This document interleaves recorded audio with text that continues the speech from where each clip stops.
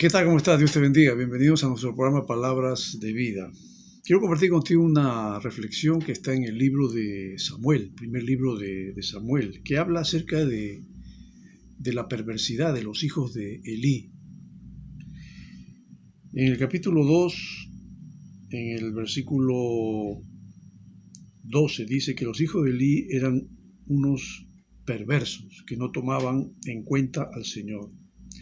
Y la costumbre de estos sacerdotes era la siguiente: cuando alguien ofrecía un sacrificio, el asistente del sacerdote se presentaba con un tenedor grande en la mano y mientras se cocía la carne, metía el tenedor en la olla, en el caldero, en la cacerola o en la cazuela, y el sacerdote tomaba para sí mismo todo lo que se enganchaba en el tenedor, y de este modo trataban a todos los israelitas que iban a Silo. Además, antes de quemarse la grasa solía llegar el ayudante sacerdote para decirle al que estaba por ofrecer el sacrificio: dame carne para el asado del sacerdote, pues no te la va a aceptar cocida sino cruda.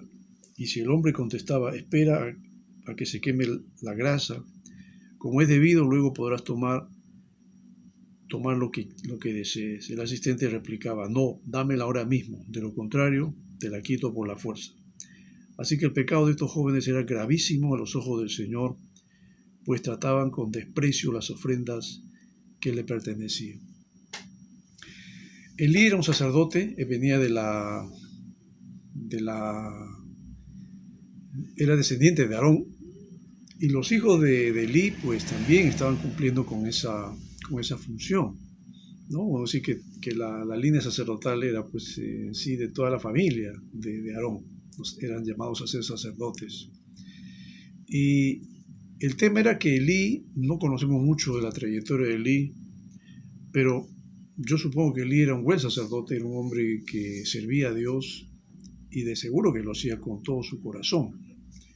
El problema eran los hijos, que también eran sacerdotes, pero estos hombres en realidad no estaban cumpliendo la función sacerdotal como era debida. Ellos lo que estaban haciendo era beneficiarse a sí mismos de las ofrendas que ellos recibían y que tenían que consagrar a Dios. Bueno, el protocolo era de que los animales, el carnero, el buey, la oveja, animales que se consagraban a Dios para ser sacrificados, pues debían quemarse. Y una vez que estaban en esa situación de arder, de quemarse, de cocinarse, pues entonces el sacerdote podía tomar una parte que era bueno para él y para su familia. Pero en el caso que estamos viendo no era así. Acá dice que estos hombres, estos sacerdotes, hijos de Elí, antes de quemarse la grasa, solía llegar el ayudante del sacerdote para decirle al que estaba por ofrecer el sacrificio: dame carne para el asado del sacerdote. O sea, en realidad lo que quería era tomar la carne cruda y llevársela al sacerdote. No debía hacer eso. Según la ley, el animal debía ser sacrificado, debía quemarse completamente en un sacrificio que era pues de olor grato a Dios. Esto no les importaba a los hijos de Elí, y más bien ellos sustraían de la carne y a veces usaban la violencia, como menciona el versículo 11. No, dámela ahora mismo, de lo contrario te la quito por la fuerza.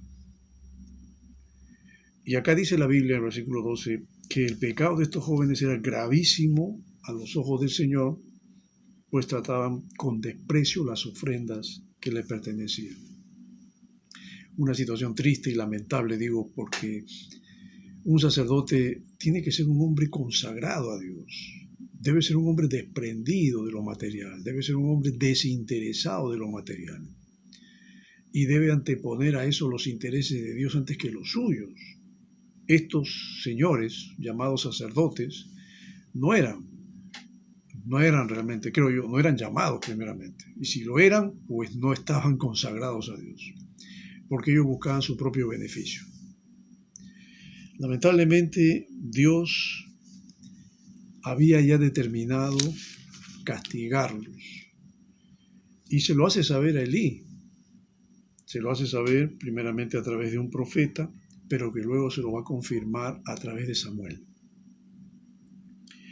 Y a mí me llama la atención mucho lo que le va a decir el Señor a Elí a través del profeta en el versículo 29, cuando la pregunta que le hace Dios a Elí es: ¿por qué pues tratan ustedes con tanto desprecio los sacrificios y ofrendas que yo he ordenado que me traigan?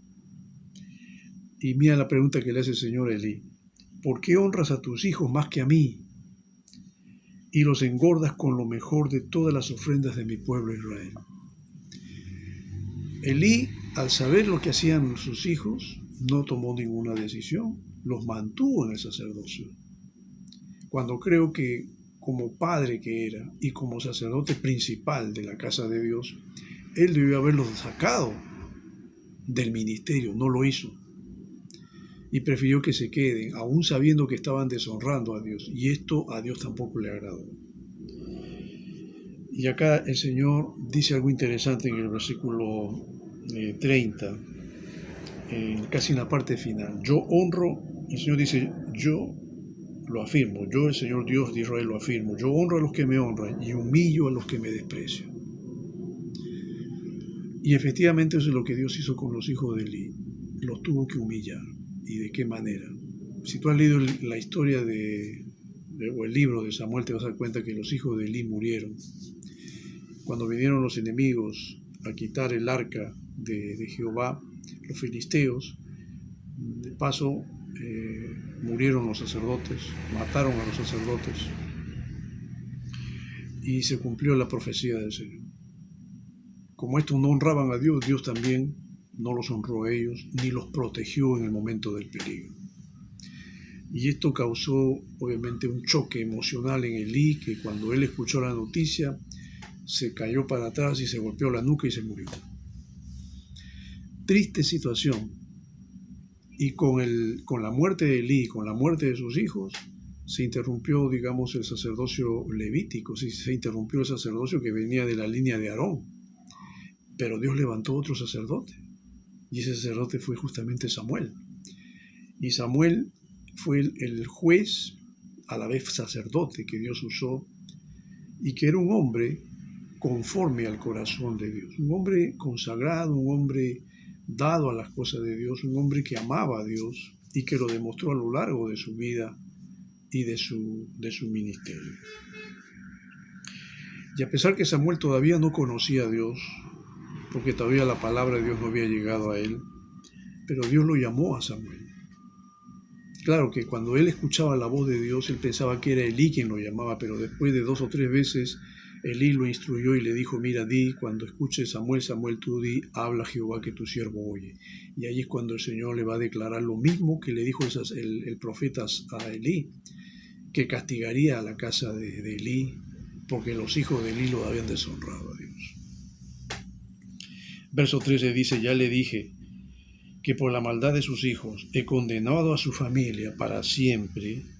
Él sabía que estaban blasfemando contra Dios y sin embargo no los refrenó. Y es triste porque esta situación a veces yo pienso se puede replicar en la iglesia. No estamos viviendo ya en los tiempos aquellos, no, ha cambiado completamente la situación. Nosotros sabemos que ahora ya no sacrificamos animales a Dios. El sacrificio acepto para Dios es justamente el sacrificio de Jesucristo. Es el único sacrificio válido. Los demás ya no valen. Pero la pregunta es, aquellos que están ministrando la palabra, aquellos que son llamados a ser sacerdotes de Dios, aunque el sacerdocio de Dios ahora es amplio. La Biblia dice que estamos llamados a ser reyes y sacerdotes, pero todos estamos cumpliendo el sacerdocio aquí en la tierra, en el sentido de que también estamos sirviendo a Dios, en el sentido de que también tenemos que ofrendarle a Dios primeramente en nuestras vidas, en el sentido de que también tenemos que ministrar a otros para ayudarlos a que ellos también encuentren a Cristo como Señor y Salvador de sus vidas. Entonces el sacerdote, en este caso, mi querido amigo, tú que eres parte de la iglesia, yo y tú somos sacerdotes de Dios. Estamos cumpliendo el sacerdocio universal de servicio a Dios y por lo tanto tenemos una responsabilidad. Pero los principios no cambian. La pregunta es, ¿qué pasaría si nosotros también deshonramos a Dios en este llamado que Él ha hecho en nuestras vidas? De servirlo, primeramente de ser sus hijos y segundo de servirlo. ¿Qué pasaría si nosotros también lo deshonramos a Dios y no hacemos las cosas que Él nos dice que hagamos y no andamos de acuerdo a la voluntad de Dios y empezamos a hacer cosas malas, cosas que a Dios no le agradan? Tú como hijo de Dios, como sacerdote de Dios que eres, te pregunto, ¿honras a Dios con tu vida, con tu testimonio? ¿Estás andando de acuerdo a la voluntad de Dios? ¿Has renunciado a las cosas del mundo, a los placeres del mundo? Porque mira que los hijos de Elí, aparte que robaban de las ofrendas, pues también cometían adulterio, porque también tenían relaciones sexuales con mujeres siendo casados. Por todo esto Dios se molestó con ellos y finalmente les quitó la vida, porque no honraban a Dios como debe ser. Me pregunto, Dios también está viendo que en la iglesia hay hombres y mujeres, porque también las mujeres sirven. Todos estamos cumpliendo el sacerdocio universal de servicio a Dios, de consagrarnos a Dios, de ministrar en la vida de otros con la palabra de Dios. Y por lo tanto tenemos también que tener una moral alta, una vida de santidad que vaya de acuerdo con el propósito que Dios tiene para nuestras vidas. Y que debemos tener mucho cuidado de no deshonrarlo.